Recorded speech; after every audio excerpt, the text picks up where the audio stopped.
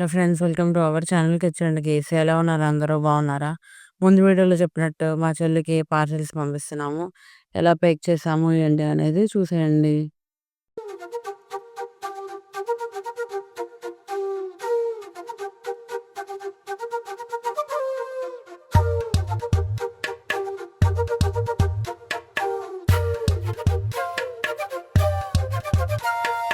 ఎంతెంత దూరాన్ని నువ్వు నేను మోస్తూ ఉన్నా అసలెంత అలుపే రాదు.